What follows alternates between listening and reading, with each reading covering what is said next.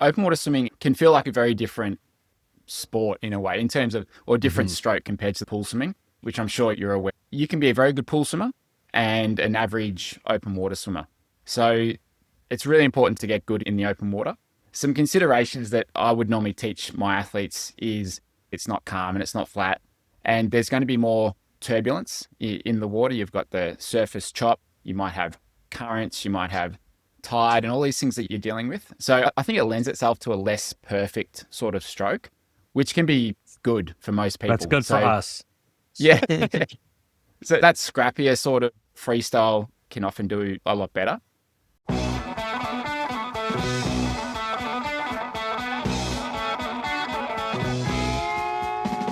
Welcome to the Low Tide Boyz, a Swimrun Podcast. I'm Chip. And I'm Chris, and this is episode 285 of this show. We are taking a journey into the future to speak to our dear friend, Brenton Ford, founder of Effortless Swimming, to talk about open water swimming and drafting for Swimrun. Now, this is a question that we got in our DMs, and Chipper was like, hey, we should do a show about this. And I'm like, yes, we're not qualified to talk about this. Let's get the person who we know. And I was like, when's the last time we had Brenton on? It was about a year ago. Perfect. Time to bring him back on the show, get his knowledge. This guy is like Chipper. I mean, we've been following him for a long time. YouTube videos are on, replay in our houses for sure. Yes, Brenton Ford of Effortless Swimming is he's at the pinnacle of swim coaching. What was the exact thousands of athletes he's coached in person for open water swim camps, pool swim camps. I personally have consumed many, many hours of his YouTube content, and I find the way that he breaks down and approaches the subject is easily digestible and it really just clicks. Plus, we got great feedback from having him on. He is Seriously. the source for all of our swimming questions. We have a couple people in our swim repertoire that we can go tap into, and Brenton's definitely one of those guys. It's funny you say that because I was literally thinking that as we were recording with him, just being like, man, look at who we have at our disposal for advice. We have Yeah. John Stevens, one of the fastest swim runners in America, coach for Purple Patch Fitness. We have Mario Ferroli, elite running coach. We have Jerry Rodriguez of Tower Oh my 26. gosh. And, Brenton Ford, like, I mean, come on. It's like, I just have to pinch myself sometimes. And like, these are the people that we can ask for advice. I mean, it's just amazing. It really is. And we know swimrun season has kicked off, whether it was Bellingham. We have Whistler coming up here in just a couple weeks. We also made sure to cover how to get some of these techniques or practice some of the things within the pool, because we know a lot of you all don't have access to open water like year round, or your regular pond is frozen over, or whatever the situation. So there's ways to practice open water when you're not actually in open water. But you know newsflash, if you can get to open water, that's obviously going to be the best thing to help you accelerate your open water skills. Yeah, for sure, for sure. And this I should say, when this episode is released, Chipper is going to be on his way to do what's the name of the race again? Swimran Vassavir, Bossavir, like Bossavir. Lock Lock to Vassavir. So that's Hmm. going to be awesome. Au revoir. I bid you adieu on your Gracias. epic French vacation. It's going to be awesome. Can't wait for that race report here next week from the airing of this show. Yeah, absolutely. Really looking forward to that one. Have printed the course out, looking at it. We got 14 runs, 13 swims. So lots of transition practice and open water swimming to be had coming up on Sunday. So very much looking forward to that. I think this is our new segment where we plug our Wild Swim Run fundraiser, and we report in that, hey, the last time we mentioned it, we got another donation. So big shout out to Trista of Team Adorkables, was kind enough to send some money in for Wild Swim Run, and we're flush enough that we have two full entries, or two full camp invites for women to go to this, that we've fundraised through you all's generosity. So very much appreciate that. If if that's something that sounds interesting to you, go to lowtideboys.com, and all the way at the bottom there, you'll see the Wild Swim Run logo, and that just donates right off to Wild Swim Run. So thank you, Trista, and everyone else that's donated. I'm still authorizing a free t-shirt or Low Tide Boys hat if that's something that you want for your donation. I think with that, let's get into this conversation with Brenton Ford, founder, Effortless Swimming, effortlessswimming.com. Check out their YouTube channel. Check out their TikTok if you're into If that you're sort of thing. TikToking, let's cannonball into it. Cannonball. Nice. It's a good one. What's it called when you hold one knee up? Is that the can opener? I Think don't know so, that. yeah. Yeah. Anyway, Why would you hold just one knee up? I don't know. I want the cannonball. You make more splash. More splash.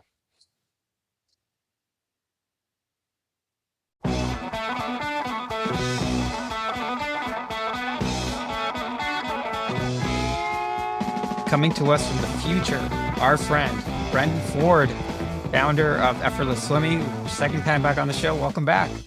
Thanks for having me. Your future's very exciting. If you're looking 12 hours ahead, just wait and see what's coming. Can't wait for it tomorrow. We'll be there. We'll be there. Yeah, it's amazing. So we asked you to come back. Last time you were on was episode 237. If folks are at home want to check that one out, it was just like a 50-minute just stream of consciousness, like knowledge bomb. Super helpful for us. And this show is super self-serving. We asked you to come back on, Brenton, because a listener of the show reached out and be like, hey, what is the definitive, take on drafting during swimrun? Obviously, you know about swimrun. We wear a tether, try to stay in contact in the water. So we brought you on and basically just tell us like the rules. But before that, we thought it'd be more sense to kind of like branch it out a little bit for open water swimming. So generally, when you're thinking about swimrun swimming, you're thinking about open water swimming. So why don't we start with sort of like general considerations around open water swimming and how you think about, kind of like that part of the sport in swimrun.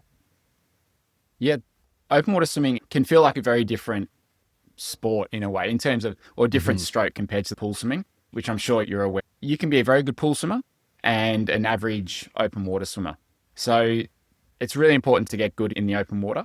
Some considerations that I would normally teach my athletes is it's not calm and it's not flat, and there's going to be more turbulence in the water. You've got the surface chop, you might have currents, you might have tide, and all these things that you're dealing with. So I think it lends itself to a less perfect sort of stroke, which can be good for most people. That's good for us. Yeah. So that scrappier sort of freestyle can often do a lot better. Some of the main changes that I'd normally recommend are, in terms of your recovery, you might need to be a little bit higher over the top, a little bit faster, and be a little bit more assertive with it as well over the water. Just because if you're trying to be really smooth and a low hand recovery and trying to be perfect with the entry, you're probably going to get knocked around a bit. So if you look at the very best triathletes, and probably the same for swim runners, I would imagine, is just that arm recovery's like it's over, it's in fairly quick, and you will still extend and you'll still reach, but you're probably going to start to catch a bit sooner as well. So as you enter and you're extending forwards, you're not going to take too long if there is much chop there. You still need to reach out, but you're probably going to roll into that next part of the stroke a little bit quicker. Typically we'll find, and I'd say maybe with paddles, this might be a little bit different, but typically for, say, triathletes or open water swimmers, their stroke rate will be higher than it would in the pool. So for me, if I am going like my race pace in the pool, I might be about 65, 66 strokes per minute. But if in the open water with the wetsuit on, that would step up to about 74, 75 individual strokes per minute. So that's fairly common that we see. And it's probably going to be the same for a lot of people in the open water as well. Wow, 10 plus strokes on average more per minute there. And then, that's a good kind of framework to add in. And it's certainly with the paddles on, you can't be having a nice low cast out front. You're going to get knocked around that hand. The paddle's going to get taken off a different way. When you think about siding in open water, I know for some people, this is something that gives them a lot of fits. How often are you recommend siding for open water, especially swim run? You might not necessarily see, hey, here's the exact buoy where it is. It might be kind of siding off a piece of land or something that isn't as well defined. Yeah, I think you need to side as often as you need to see where you're going. So that might be really regularly. That might be every 6 strokes or 8 strokes if it is quite choppy. Because if you think about going, even if you go, say, 1 meter, 2 meters off course, that can really start to add up. And I think if you can sight well, if you can do that well without breaking your rhythm, then you're not really going to slow down much, if at all. So it's worthwhile sighting probably more regularly than you might think.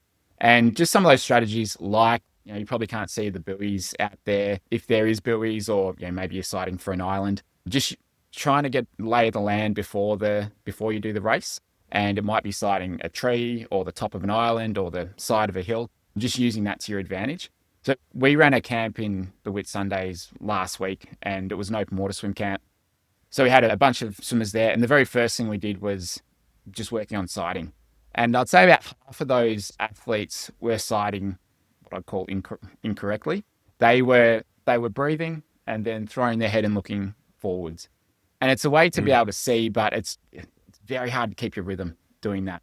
So what we took them through was sight and then breathe. So it's also called a rolling breath.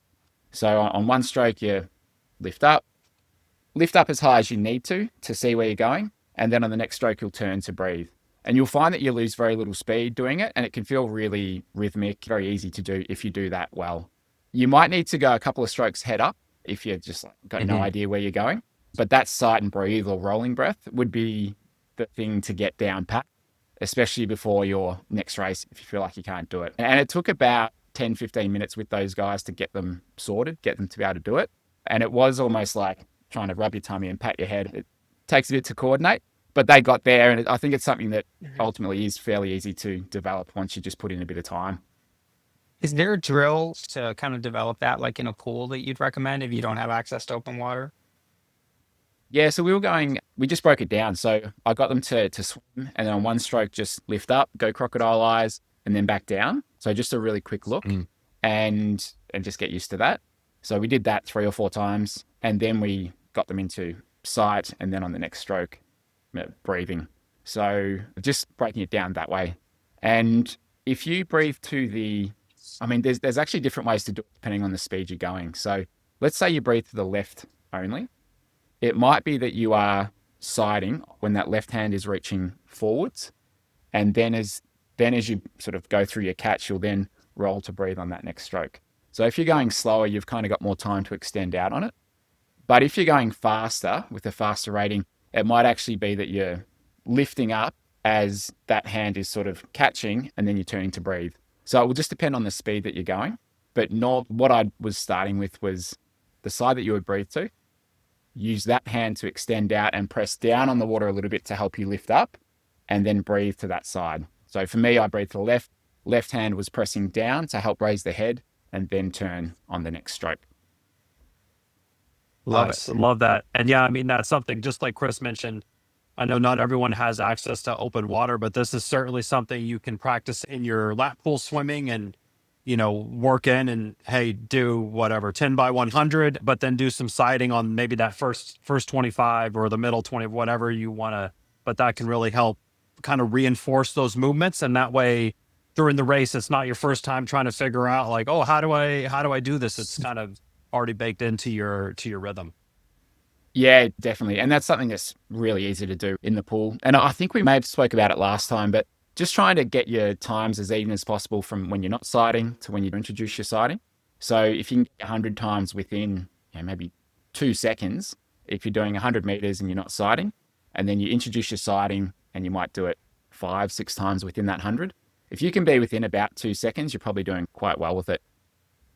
Nice. Yeah. Yeah, that's a good way. I'm going to bring the stopwatch out next time on you. Okay.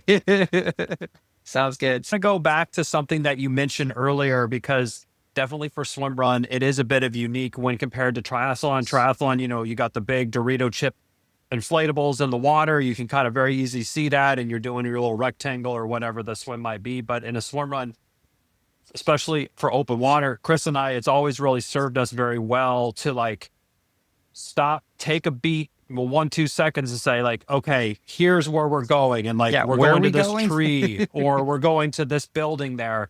And that's always helped us like kind of check in and give us something to like really orient around when we're swimming. And that way, when you're in the thick of it and you are getting tossed around, you can kind of always look for that same spot. It might take another second or two kind of before you get in the water, but it saves you like definitely a lot of time from getting lost and dinged around in the water there. So just another little tip how it served us. Oh, that's so worthwhile taking that extra couple of seconds to do it. On this camp last week, we had everyone got their sighting down pretty well, and like they sighted quite regularly. So rarely would they go off course. But we had this one swim on the last day where it was between the mainland and an island, and there was our boat just kind of in between the two.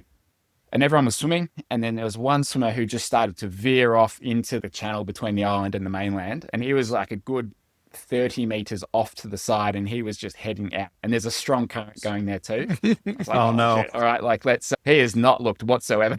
So let's go and get him and drag him back in. But it can happen before you know it, and as soon as you switch off, and you just kind of get into start daydreaming, then you can really go off course. So I think, if you can just take that time, it's so worth it. Yeah, I mean, our mantra is like, these races are already long enough. Let's not swim any extra meters or yards that we don't have to. So swimming straight is certainly, I mean, it's a tactical advantage, not just Yeah. like a finish time advantage. And yeah, that you're well served just knowing where. I guess the other rule is like, don't get into the water until you know where you're going, right? Until you kind of have a good sense of where you're going. But that kind of leads into, so in swimrun, we're drafting, we're wearing tethers. How do you think about drafting? And yeah, just tell us, like, what is the optimal way to draft? Yeah, so it'd be a little bit different between triathlon, open water swimming, and swimrun. So, and I'll explain why. In swimrun, you're working with your partner. Obviously, you got your tether, you're working together, and the slower swimmer is going to be behind to draft off the faster swimmer if they are different speeds. Sitting behind someone, you can reduce your drag by about 25% if you're sitting in the right spot. It creates this sort of low pressure behind the swimmer, and it's moving that water out of the way, and then it sort of sucks the person behind along with the swimmer in front. So that's the more efficient way to draft. And the other part of that is if you're drafting off the hip, which is the other way, you can still get quite a bit of sort of reduction in drag with it, 10 to 15%. You're more being pushed by their bow wave off the hips. So you still certainly get that benefit. You get that push. But the downside of it is if you're on someone's hip, you are often taking their water on that side of them. So in their catch, in their pull through, if you're pulling through in the same sort of water, you're actually slowing that person down, which can be great if you're trying to overtake them or beat them. But as a swim run pair, you're trying to work together. So that's why I'd suggest for most people to work on drafting behind. Now, if you are, say, sitting not right at their hip, but a little bit further back and just off to the side, you'll still get some pretty good draft. And that can be a good way to do it, especially if there's any sort of chop and wave. So let's say you've got waves coming at you from the left. The slower swimmer might want to sit off to the right of the faster swimmer and almost at like a 45-degree angle. So not quite behind, not quite at the hip, but somewhere in between. And just get protected a little bit from the waves. Also get that draft, and it's probably going to be a smoother swim for them. So that might be the easy way to do it, especially if there is those waves and more chop. So I think it can change depending on the conditions and other things. But as a general rule of thumb, I'd suggest most people sit behind. And you probably need to, one thing that I noticed at this camp, and we see it all the time, is like we try and get people to swim together as a group. And it's really up to the faster swimmers in front to be aware of the slower swimmers behind, because if they just got their normal pace, well, then they're probably going to lose the people behind. But if we're working as a group, then it's up to the faster swimmers to just maybe take a breath, look behind on that breath and come back. So it might be up to the swimmer in front to just have that awareness. I mean, you'll have the tether, so you'll have a pretty good idea too. I don't know what you guys would normally do, but whether you tap their feet every couple of strokes intentionally, is there a sort of strategy that you guys would normally use for that? Yeah, that's it's a good question. Which remind me, there's a follow-up question of how far back you should be from the person in front. But yeah, so the way Chipper and I go is, I try to be on his feet, and I just, hey, if I'm on his feet, I'm on his feet, I'm tapping, and it's just like, hey, I'm just letting you know I'm here. There's no real, I'm not trying to do anything other than just keep going. But sometimes if I do need to get his attention, or if we are planning on switching, we'll have like some signal like, hey, if I tap you on the right foot like 3 times, that means I'm ready to take a pull or something. And then he'll kind of pull up, or, so we'll have some signals like that. But typically, yeah, not too much communication unless I think Chipper's going the wrong way. Then I'm like, just backseat Backseat driving. siding. I got a Yeah, foggy it's goggle once, and he's like, "Where are you going?" like, I where are you was going, dude? I was trying to one eye sight. It wasn't working too well. Those sorts of signals are great way to do it. So, and you'd normally sit behind. Is that where you'd prefer to sit? Yeah, I prefer to be in the back. Yeah, but I mean, on your stroke, Chris, you're maybe 3 inches from my foot. Like Yeah, you're pretty and I close. try to keep it close because I want to make it as easy for Chipper as possible. So I don't want the tether. I don't want him to feel like he's actually pulling. But we know, so one of our dear swimrun friends, like their tether is super short, and this guy, he basically has his head in between the other person's legs, and he's just doing this really wide stroke. And I mean, I don't know, that seems like a little aggressive to me, but I'm curious, like, what is the optimal? Like, should you just be tapping the person's feet, or is there something around like how close you are that you get more of the benefit of the draft? Yeah, I mean, that's you'd really want to know the person if your head's between their legs there. So it's taking on a Seriously. first date first, right? It's like, yeah, the closer the better. If you look at any sort of aerial footage of swimmers, you can kind of see that little pocket that it creates behind someone where it sort of takes the water and then the other water pulls in. So yeah, the closer the better, really. And I think if you're having to adjust your stroke so you're not hitting their feet, you're probably in a pretty good spot there. But you still obviously get draft 3 meters, even 5 meters, even a little bit further back, you still get some. But it's Wow. obviously it's going to be a lot. It's going to be a lot less. So yeah, if you can sit right on their feet, I think that's the way to go. I've never been invited to swim with my head between someone's leg, so I couldn't tell you how much quicker You that can is. join but us. You can join anytime. worth the trip from Australia. Yeah. Because I mean, sometimes it does. Like I'm going back to on the bike days where hey, when you're in that great slipstream in the draft, it feels like, oh man, you're saving so many watts. But then there is that space that can develop, and if you get snapped off the back of that, you're not a good place. So that's kind of what we're trying to get to on the tether piece. But it sounds like as close that you can get for your own personal and your partner's personal comfort, that's good. Yeah, if it becomes a game of chicken, you're probably winning. So Yeah. no, I think that the closer the better. And the thing with sitting fairly close to, like if you're behind, yes, you want to be sliding to make sure your partner's staying on track, but you can also just look forwards and look for the bubbles and look for the feet too.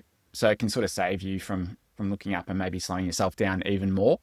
So that's the other thing that, and it's also good to probably play around with it a bit too. See where you feel like you get the most draft, but it's most likely going to be just fingers at their feet.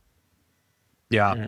Now you have a pull buoy in your leg. So your legs, I've gotten this feedback from a swim coach on deck about, hey, like my lower half I'm not holding a good tautness in Fishtailing. my fishtailing a lot. So I would assume that as the back person, you might want to try to keep it pretty tidy as not to, kind of keep a nice streamline there. I would assume that would be kind of a good thing to suggest to folks as well, if that's just assuming. Yeah, if you see the feet in front kind of doing that, just stay in the middle of them. Yeah. I mean, especially with your shoes on, with your pool buoy in, it's going to lend itself to a bit more of that sort of fishtailing anyway, when everything's sort of strapped in. So like normally as a coach you'd say, obviously keep things centered. You're going to get a little bit of movement through the hips and things like that. But I think what you're doing, it kind of lends itself to that quite a bit more, especially with not kicking and just the drag from the shoes as well. So yeah, I think that's just going to happen. Yeah, Keep it tidy back there, Chris. I'll try. So back this is now in November, I did a race with another partner because Chipper was injured and I had to lead all the swims. And this is the first time where I had to lead all the swims in a race. And I certainly gained even more appreciation. I already have a lot of appreciation, but even more appreciation for Chipper for doing so much of the yeoman's work. But he's 10 years older than me, so it's fine. He can handle it. But what I found interesting was like, it obviously takes more effort to be in the front than being in the draft. But I also felt like it was like I had to expend more mental focus, right? In the back, I'm sighting, I'm making sure we're not messing around, going straight. But when you're leading, I felt like I was responsible for kind of all of it. Like making sure we're swimming straight, making sure we're taking a nice tight line, make sure I'm not running over any sort of underwater obstacles or whatever. And I'm curious, do you have any strategies besides just like maybe trying to alternate who's leading the swims to kind of recover from some of that? Or is there some sort of mindset that you think would be helpful for people that are leading swims to just kind of keep the main thing and not overstimulating yourself with trying to keep things together? Yeah, that's a great point. Late last year, I did our state 5 kilometer championship race here. That was the first time in probably, how old am I now? In probably like 20 years that I've done like a sort of, like 5K race with that sort of level of swimmers. There was a group of about 8 to 10 of us in the main pack. And for 4K, I didn't really have to sight, didn't have to think at all, because I knew these swimmers would be sighting, going straight, and like that's just the pack. So I could just sit in and not have to think about it for 4K. And it was one of the easiest swims I've done for that 4K. Then as soon as I lost it, I drifted off, and I moved about 3 meters off to the side, lost the pack, and the last K, they were gone. And that last K felt longer than the first 4K as a result of it. And so the mentality that I'd take into that is like, if I'm the lead swimmer, it's like, all right, this is on me. This is my time. It's up to me to kind of set the pace a bit, to make sure we're going straight, and I'm in charge here. And I think just taking that responsibility, and it's like, yeah, this is my zone, that can kind of give you this good feeling of like, yeah, it's my time to shine. Because the person at the back can't really do a whole lot to help the person in front, apart from just trying to minimize any sort of impact behind. So I haven't really done a swim run for about 15 years, I think, but it could be that maybe in the run, the other person goes in front and you can just kind of sit behind, switch off a little bit, and have that mental recovery a little bit. Because sometimes, I don't know if you find that with your running, but even just sort of running behind someone, you can kind of just switch off a bit. So maybe you can return the favor that way. Is that what you guys tend to do, or? Yeah, Yeah. Chris is usually taking the charge on the runs. I will usually, I kind of like what you were saying, Brenton. I kind of I'm like, oh, this is the time to shine for me. Like, let me, show off all my swim fitness I have and kind of really charge out. And then I charge out of the water, blow my heart rate up. And then Chris comes around and just takes the rest of it. So I'm trying to hang on for the rest of the run. But yeah, that learning that Chris had, we've talked about applying that to our future races about, hey, if we've had a couple runs and swims where the pace is kind of getting up there and someone is feeling a little bit more cooked than they want to be, take that next swim off, 8-10 minutes of recovery on the back, and then you're going to be in a better spot. So I think overall, you might give up 3 seconds per 100 or 1 second, or it's probably really the same pace, but the energy levels will be better matched for the next couple legs following that. So looking forward to deploying that strategy at some point. Yeah. Not too soon though. Yeah. Yeah. Well, it's amazing how much whether you're training or whether you're racing, in the beginning, you might feel heavy. And then after like a K and a half, that energy levels can oscillate a lot through the race. And so if you get that little bit of recovery, you're probably good to go again, because some of those races are hours and hours in the water and on land, right? Yeah. And it's the type of thing where some of the races are so long, you can feel great, feel shitty, feel great again, feel great again. shitty. And then, just like you just keep going back and forth and you just, try to problem solve, throughout it. But I think like, again, what the lesson for me was like, oh, it's obviously more work physically, but sort of like mentally was more work, and thinking about, I really like that advice of just like, hey, just kind of just for this, whatever period it said, you just kind of lean into it, got to do it. So just like get through it and then find other places where you can kind of recover, whether it's on the run or the next swim or whatever it is. So I think that's a major pro tip right there. And like, when we were doing this camp last week, we were doing a lot of pack swimming. We'd get the slow swimmers up the front to lead. We'd get the middle swimmers there. Like, we'd just circle around. And one thing that I found with, like, when I'm up the front, I'm just like, it's like, I'm a dad and this is my family behind me and I'm there to protect them and work for them. Like, just taking that sort of role when you're in charge, it's like being class leader or something in school. It's something that doesn't really mean anything, but you can take it to mean as much as you want, sort of thing. So Whatever your ego needs. Yes. Yeah, and that's a lot here. Hey, that's half of it, Like, when's the kid's birthday in elementary school, they're line leader. So they're leading the line, they're walking kids to the gym and everything. At least Chris and I, we kind of end up when we're racing in no man's land between the front group and between some sort of mid-pack for when you are trying to overtake in the water, I always remember these kind of feelings of like, oh man, we're stuck back here. Let me just get around and like surge up, but it's easier said than done.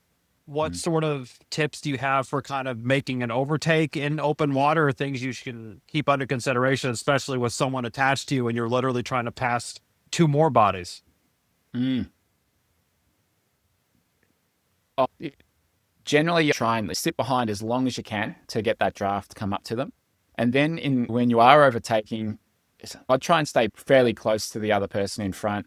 And then once I sort of pass their hip, it's like, I want to get off to the side. I want to get away from them so that they're not then jumping on me. So it's like trying to be sneaky and surprise attack and then just kind of get off to the side. And look, they might jump across, but just using that as much as you can. Like what I find in a lot of swim races and triathlon races is some people, like you get the different groups going first, and then you might have like a 1:15 swimmer who's there with 2-minute swimmers and they're having to overtake them. But even if they're a lot slower, you can still just come straight up behind them, sneak past them and just kind of go around. So even using that as much as you can. That's without any experience with being tethered to someone. Well, I'll tell you, so being in the back and we're swimming in a pack and we're passing people, usually this is like first, second swim time. Yeah, first swim leg or second swim. It's like my responsibility to make sure that no one crosses the tether. Because talk about wasting a ton of, you got your tethers tangled. It's a huge mess. It's never happened to us, but we've heard horror stories. But I think one of the reasons that it hasn't happened to us, because I really treat, if there's a pack, like I am aggressively protecting the tether with my stroke, changing my stroke rate, sometimes even like doing like a real skip so I can just make sure that I can protect it if someone's on the right. Not like being like a dick, like sticking elbows, but just making sure that I'm extending just to kind of protect the area, because even if someone takes a stroke and just catches the tether, if they're wearing a paddle, it can get stuck in the paddle. And it's just like, then someone loses the paddle, bad anyway, just, you don't want any of that bad juju anywhere. So on the back is, I'll see when we're getting either into a pack or it's first swim and there's just a lot of chaos happening. And I'll usually just make sure that I'm really close on Chipper's feet and being very cognizant of like my surroundings. I think that's it. I don't know if you have any more notes from the tether side. Yeah, and I think for that first one, it's usually trying to get kind of the clean air, like clean water, and not trying to get out in front of someone or find a good pair of feet is helpful. I like the sort of advice. It reminds me of like a Tour de France pass. When they're on the big mountains and they pass around, they try to really dive off to the side and make it so they can't get any draft. The way you explained that kind of reminded me of that. It's just really like a surgy feeling about hitting kind of like a threshold pace to really break out there. And then, kind of feeling off that tether, like, hey, how is Chris is coming along here well, or is it like, maybe we need to pull back a little bit on it. And I think that's where communication too, which is like, one of the advantages of Swimrun is that you have a teammate, so you can actually strategize and really think through a lot of these things. So, depending how serious Chipper and I are taking the race, like we'll be like, okay, this first swim, like, what do you like? Are you going to just do what you usually do and kind of have like ants in your pants and really want to get going, or like what's going on? And that's super helpful to know. It's like, yeah, I'm going to hit it on this first swim. And, usually I'm going to have, my light flash before my eyes because I wore the wrong wetsuit and the water's super cold. But, regardless, it's like, okay, I kind of already know what Chipper has in mind, or if he'll just tell me like, oh, I'm feeling good, I'm going to go for it. And because, we've trained so much together, you can say, yeah, I'm going to hit this at like 85% and I have like some general idea of what that means. But yeah, that's like an experience thing that works for us. But Brenton, I'm curious, like, Chipper's talking about like surging in open water and doing all this stuff. Is there like, again, I bring it back to the pool because that's where most people are training for these events. Like, is there a drill or a set that you'd recommend to just help kind of develop that surge? Especially because, we would be doing it with paddles. So, it could be in the middle of a 1,000-yard swim and you feel like, all right, now's the time to really punch it. Like, anything you'd recommend there? Yeah.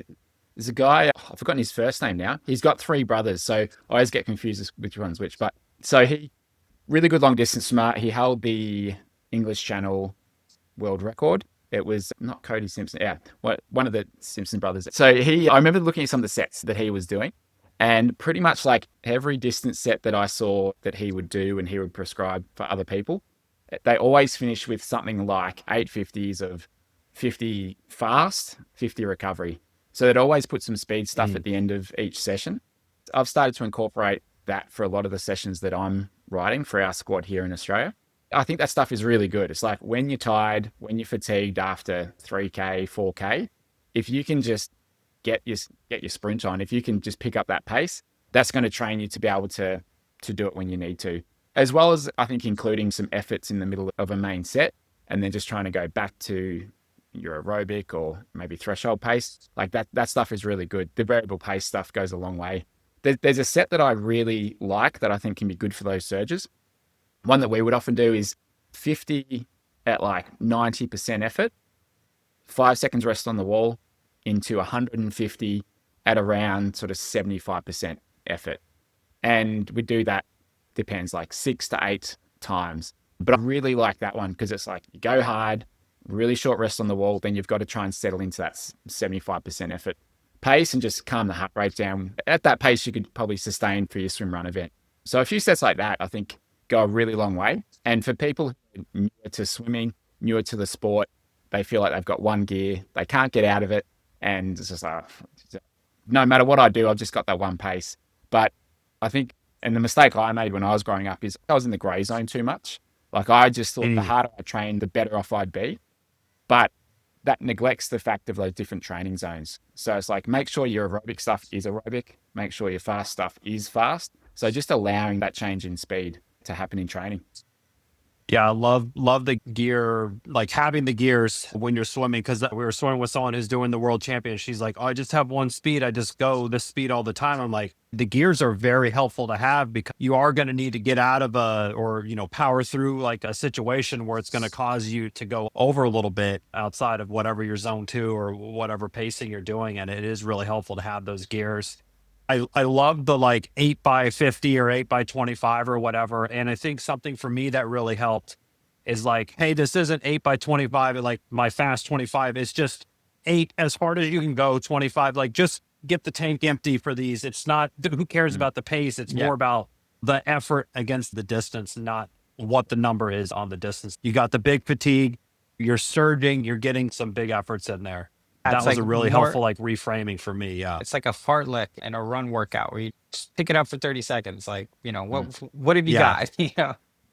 Yeah, it goes a long way. And Trent Grimsey, got to give him credit. Yeah. Nice. Hey, you got it. That's the important part. That's right.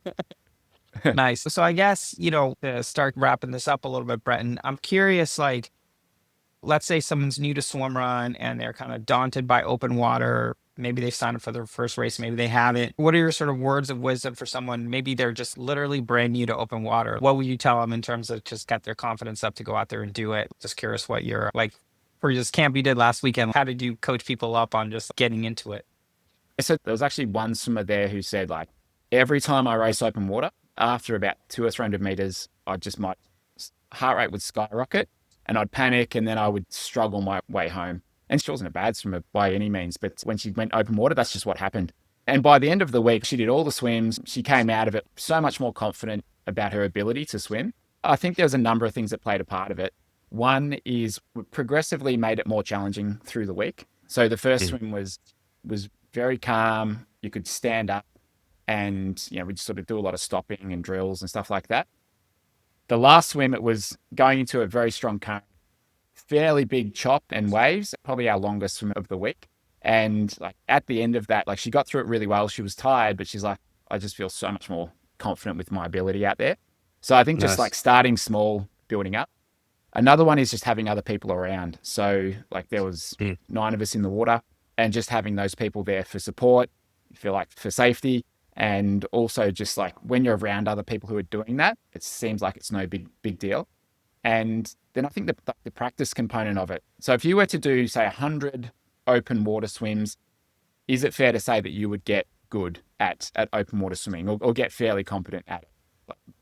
More than likely, yes. Yeah. So just taking that first step, starting small, playing it as safe as you want, and then just progressively pushing it from there. Because we had a lady come to our Maldives camp last year and she would swim 100 meters and I had to stand up because she was just out of breath, quite panicked in the water. And I thought, well, we've got a task ahead of ourselves here. Like the requirement was to be able to swim 2K. But we just sort of worked with her really gradually. We're in the lagoon where we could stand up, just took her through some of the basics, then kind of got her up to about 200 meters and 300 meters. And by day 6, she swam around the island, which is nearly 1.5 miles or a little bit less. And but it's just that progressive build up and having some support there. So it's possible for everyone. And I think it can be very scary initially because it can seem like there's just so much out of your control and it might seem scary, but just start small. And I think you can really surprise yourself with how far you can get with your swimming that way. Yeah, it's like if you do 100 open water swims, it'll kind of take care of itself. Just go out into the element and keep doing that. And then eventually it's like you just have enough reps. So it's like, what's to fear when you've done it 100 times in practice type of thing. It's really well stated. There's a group near where I live down at the beach here, and they call themselves the tea baggers. It's like you just sit in the water and you just sit in the water. Getting the soak. Yeah. Just getting the soak and having a chat. And then like eventually they kind of got bored of just chatting. They're like, well, we really should be swimming here. And I think about 2 years later, since they first started, there's some of them that are traveling around the state and going interstate as well to do these 1 kilometer, 2 kilometer swims. And like they've just progressively built it up. And I think if they were to look back 2 years and go like that they're actually traveling to go on these swims, I think they'd say there's no way that that's happening. But yeah, and I think some of them will probably push and do some 5Ks and 10Ks in the next couple of years because it, you know what it's like, it gets addictive. Oh yeah, for sure. Please tell me that one of the members of the Teabaggers was named Earl. Yeah. They're all women. Was one named Jasmine. Jasmine? There you go. Yeah. White peach. I don't know. I don't have any more tea references, so I'm gonna bow out of the rest of it. Yeah, it might be a different story. Yeah. Coffee. I'm there with you, but I love like sort of this unintentional theme that we ran into. You know, talking about how to do sighting properly and how to do that. It's really, and I think swimming, it is easy to kind of get overwhelmed. I'm like, oh man, my entry needs to be like this and catch and everything. Break it down into small pieces, work on that, and then kind of layer up and stack it, whether it's sighting for open water or even just really acclimating and getting used to open water and really expanding your distance or working with the tether. Like you don't have to go swim a mile right out with your partner on. You can do a 50 in the thing, see how it goes. But yeah, kind of start small and stack it on each other. Yeah, absolutely. I think it's like just that consistency over time and progressively building it up. I think it's the secret to success in so many things. Yeah, For sure. it really is. I mean, and speaking of consistency, so Effortless Swimming, I mean, how many swimmers have you guys had going through your program at this point? Yeah, well, like face to face in our clinics, I think it's probably up to 7,000 plus. I think like face to face here in Australia, which is like, and so I've probably run about half of those, maybe a bit more. But yeah, like thousands and thousands of different swimmers that I've worked with. And Wow. and like it kind of gets to that point where when I look at someone swimming, it feels like it's really clear on what they need to do and the steps that they need to take. But those first couple of years and first 100, it's like it really had to it was a lot of effort to do it. And so, just like anything, as time passes, you kind of look back and go, oh, crap, actually, I can't believe I started there with it. Because I remember when I started coaching, I just thought, God, I just find it really hard to pick out what people actually need to change and like the order or what's causing what. It made no sense to me. And I was watching so many videos from other coaches on YouTube and DVDs back in the day, like just trying to figure out freestyle technique. And eventually it started to make sense. But I remember thinking, God, it's so complicated. But yeah, with enough practice, I feel like it's a lot easier now. You'd hope so. Well, yeah, I mean, it was super complicated, but you've actually made it so accessible for so many people. So you've taken that complexity and actually worked it out, explain it to people in a way that's like, this is super helpful for so many people, not just in person, but also all the online programming and stuff. So yeah, like, mad respect from the Low Tide Boyz and as ever. Thank you so much for coming on the show and sharing your knowledge with our listeners and viewers. But yeah, I really appreciate you, Brenton. Oh, thanks for the invite. It's great to chat with you guys and it's always a lot of fun. So I appreciate the invite. Yeah, absolutely. And if you're looking to improve your swim, effortlessswimming.com is a great resource. There's lots of 5-day catch clinics to do online. Also, I've consumed many hours of Brenton's YouTube channel. He does these great breakdowns as well. It's always me finding new things to work on in the pool. So be sure to subscribe to those. We already know you're subscribed to the Low Tide Boyz. So go subscribe to Effortless Swimming as well. Awesome. Cool. Thank you. See ya. All right. That's it for this week's episode. Thanks so much for listening to the show. Make sure to subscribe wherever you listen to podcasts and leave a rating or review, since that's the best way to help other people discover the show and the sport of swim run. Check out our website, lowtideboyz.com. That's boys with a Z, for swimrun resources, including gear guides, tips, how-to videos, and so much more. Make sure to check out our meme page at The Low Tide Boyz on Instagram. If you have any questions or suggestions for the show, send us a DM or email us at lowtideboyz@gmail.com. We'd like to thank Riding Easy Records for our show music, and of course our wives for their support and tolerance of our swim run and other activities. Lots of activities. Lots of activities. Finally, you can support our efforts on Patreon. Until next time, get out there and go for a swim. Then a run, And then a swim, then another run, then another swim. then run some more. Just keep going. Let's go. And then stop at some point because, And fuel. Don't forget to fuel. Gotta fuel Of too. course, yes.